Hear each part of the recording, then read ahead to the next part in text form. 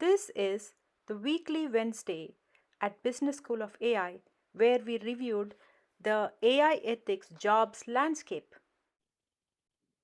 Hello, everybody. We are continuing our discussion on AI ethics. We did that as a webinar last time, and we are going to continue that as a part 2 because we promised you a list of AI ethics jobs, and that took us on a whole journey. And we started with 140 AI ethics jobs of variety of different roles globally, shortlisted and shared about 73 or 75 of them with you.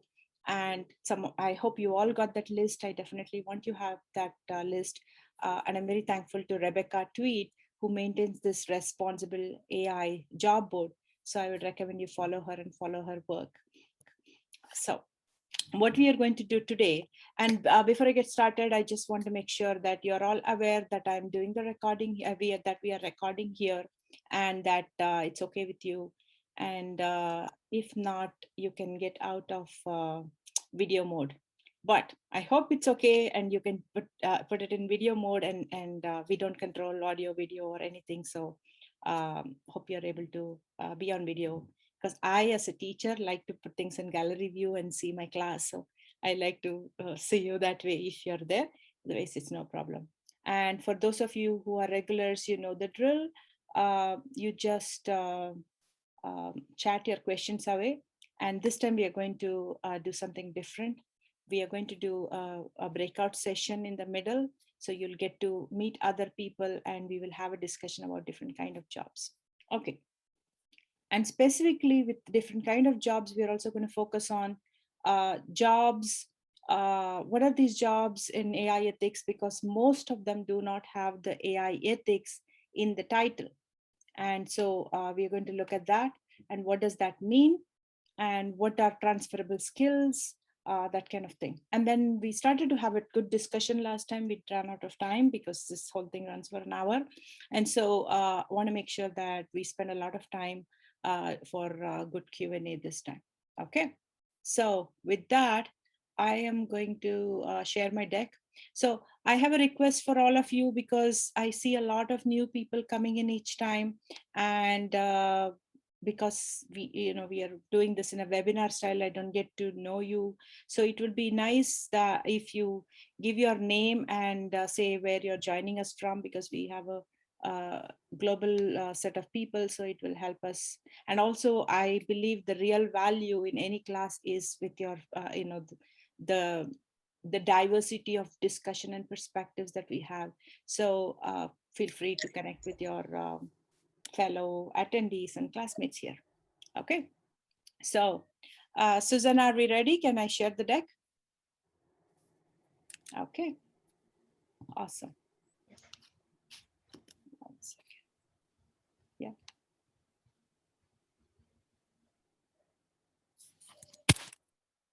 I realized, like, we sent people the recording. Yeah, last time's recording, we sent it only yesterday, guys. I spent amazing amount of time in this job list. You will not believe it. You'll actually be able to believe it when you see my list, how I've sorted it. I literally went in after our webinar and I kind of got into this binge mode. And yesterday I had a Stanford class. Other than that, I was literally on this. And thank you, Richard, for sending out all the communication. He calls himself the blogger, but he does more than that. Okay, so we are focusing on CareerPivot to AI ethics, and we have a masterclass by the same name. Registration for that is going to open in 2 days on the 28th, and the class runs for 3 sessions as 2-hour sessions starting June 10th. Okay. As of now, registration is not open. So all of you who are here who have expressed interest, we'll send you a reminder, because we're going to have a limited window and then we'll close. We want to limit the class at 20 people. Okay, you've met me and Susana, and you're going to hear more from Susana this time. We appreciate the feedback from many of you who talked to us, chatted with us, and said that you like that we both brought different perspective. Susana, I see some new people. Do you want to do a one-line intro? Yeah, sure. Welcome, everyone. I am Susana Raj. I am partnering with Sudha Jamthe to give you this webinar that is coming up on June. She will give you more details on when to register and all of that.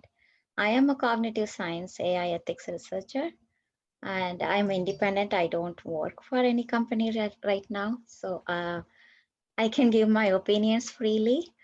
But that may change soon. But right now I am free to talk to you about Yeah. anything you want, and also help you understand how the landscape looks in terms of AI ethics, and how the landscape looks if you want to go down that path, if you want to career pivot into that area. I can give you a few feedback on my journey, and also open to talk to you about anything that you may have asked. And you come from a from a psychology major, Yes. and have worked with tech companies, uh, Hmm. real evil ones. I shouldn't say that. I try to be unbiased, but I have a lot of opinions. Um, and you also are involved in every possible AI hackathon that I hear. You're a judge and you're an organizer, and you have something called AI for Nomads. Yes, that is a foundation. That's a company that I have started. It's a benefit corporation. We are trying to build a prototype and an app that will, help people learn AI, also earn money through it, both simultaneously. That's never been done before. I'm hoping I can do that. So that's what keeps me busy most of the time. But yeah, I'm also working with many organizations that are very actively doing great work in this area. One of them is Data Ethics for All, and Adwala is from there too. I think he's part of the community there. What I am the brand and program communications mentor for them. So I do work with their magazines, I work with their events, I make sure that their messaging gets out in the right way. But they have a very, very rigorous think tank full of researchers and thought leaders. And I also work with women in AI ethics. I volunteer for them. I just work in their editorial content department. So that's where so So, that's like how my time goes away most of the days. so women in AI ethics, that's one thing I like. Every time Susana talks to us, she talks about one other group and one other community. There are several communities that are focused on AI ethics, and I'm a big fan of Mia Dan's work. So women in AI ethics, WIAE. That's how Yes. they go.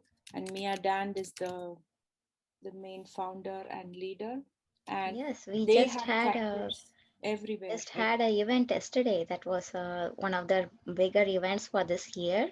It was 8 hours of they don't call themselves as a conference, so more it's more like a community gathering. We had Mozilla, DuckDuckGo, and all of those yeah. uh, ethically aligned companies coming in and showcasing the toolkits and what they are trying to do to make sure AI is responsible Yeah. and responsibly built. We are hearing some kids. Yes. Can you guys keep your audio muted, please? Yeah. Thank you. And when we upload this recording to YouTube, I realized the other day it says, "Are there kids in this video?" And then I'm legally bound to say yes. So then they'll put us in a different category. So that's part of the conversation we're going to have today. So thank you so much for that, Susana. And I believe most of you know me. I'm a technology futurist, and we are hosting this from Business School of AI. Started out originally as a community of my students. So this Wednesday session is, our happy place of our community of my past and present student alums who come together. And we usually have a speaker series, and we try to get to the bottom of what is happening for real in industry. And I come from a person who was an engineer. I say I was an engineer because I don't work as an engineer or anything related to coding, but I I'm very dangerous and I try to go hands-on into the depths of tech. So I end up covering many courses on the gap between the layer between the depths of business and technology. And bulk of my career, I was a product manager and I've been an entrepreneur and headed mobile analytics at eBay with a lot of data. So whatever topic you tell me, I will bring it back to data because value creation from data is my area of research. Okay, so I'm so lucky that Susana has agreed to work with us on this amazing new course. So we have a live course that's going on at Business School of AI. We try to keep very small cohorts of 20 people, so it's driven by the students. And we have an online lab component. And our specialty is we focus on all kinds of job roles which are not coders. You could be an engineer who wants to be a product manager or wants to understand the business side of things, but we focus on designers, program managers, product managers. That is why this is exciting for me, because there are the AI ethicist leaders like Mia Dand and Susana Raj out there in the world. And I just was kind of trying to absorb all that. And then I realized I've been teaching AI data science for business users using a course called No Code AI. And I realized that a lot of jobs that my students are going to do comes in this AI ethics bucket. So that's why many of them are not called AI ethics in their title. Sometimes they're called responsible AI, explainable AI, inclusive AI.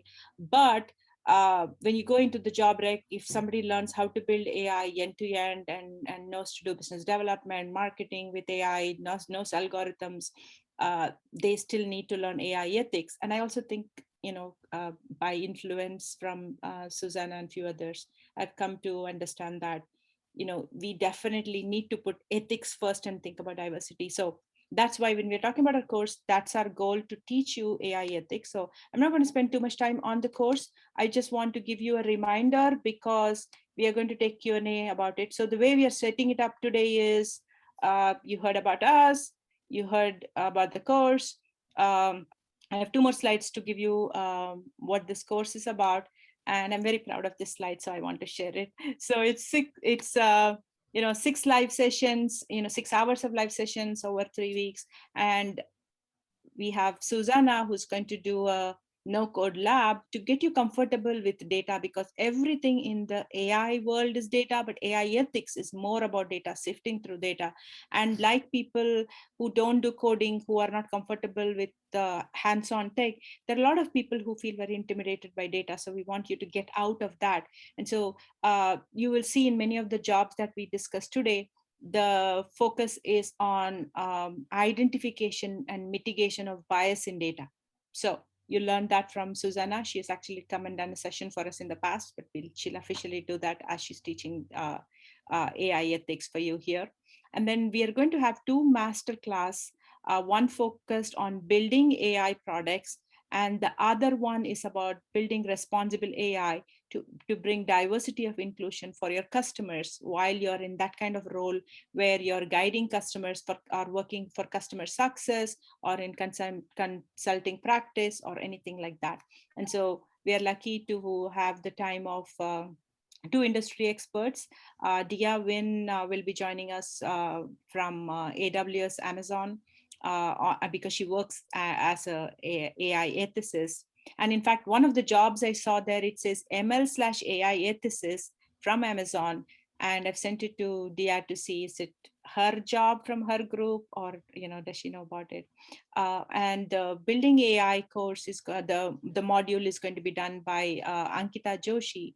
She works in General Motors, and I love her journey of how she created a role for her where she wanted to do things ethically. So it's not just, she's just building AI, but she kind of navigated her way into the autonomous vehicle side of GM to get involved to to bring a group of people to be part of it to make that decision. So just to be clear, this is not sponsorship from Amazon or GM. We are very, very particular to be brand agnostic because I have too many opinions. And like Susan, I try to stay independent of any brand and any endorsement. But we have real practitioners, and so this is about the real people and their experience and their guidance of how they navigated their roles and what does their role look like, and how to you can make that career pivot if one of these paths or something similar looks interesting for you. Okay. And then